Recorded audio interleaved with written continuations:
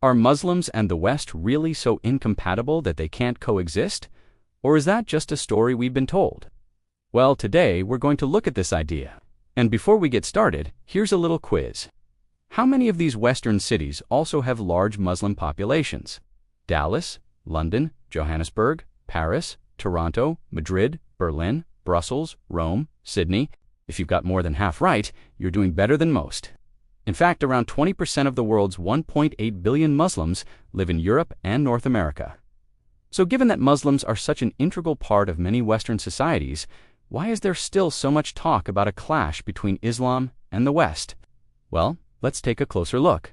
When we say the West, we usually mean societies built on values like freedom, human rights, democracy, equality, and rule of law.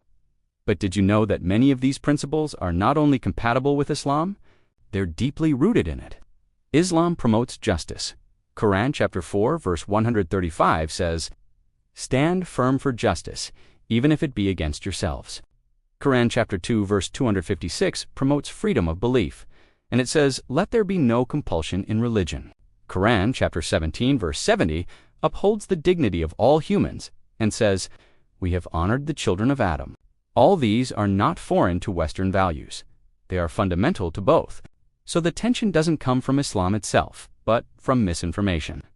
Politics and often media narratives that highlight extremes. For example, terrorist groups like ISIS or Al-Qaeda, who commit horrific acts in the name of Islam, have nothing to do with its true teachings. In fact, the word terrorism doesn't even appear in the Quran. Then there's the problem of confusing cultural practices in some Muslim-majority countries for Islamic law. Sharia is often wrongly associated with concepts like honor killings, which actually have roots in local cultures and are condemned in Islam. Similarly, the burqa, which is sometimes portrayed as a symbol of female oppression, the Quran does speak about modest dress for both men and women, but specific garments like the burqa niqab or hijab in the modern sense are not named. However, the concepts of covering, modesty, and lowering the gaze are emphasized. And finally, unfortunately, some in the West equate cultural difference with incompatibility. This leads to the misconception that Muslims cannot integrate into Western societies. In reality, millions of Muslims live, work, and worship in the West.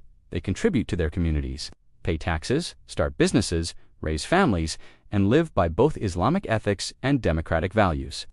They are proof that you can be fully Muslim and fully Western. So, what does the future hold for the relationship between Islam and the West? Well, in a word, understanding. As Muslims continue to enrich the cultural, social, and economic landscape of the West, and as interfaith and intercultural dialogue increases, the notion of incompatibility will fade away. After all, shared values like justice, freedom, and human dignity are the common threads that bind us all. That was our thought for today. Let us know your thoughts. Like, share, and subscribe to stay updated on our latest videos. Until next time, stay curious.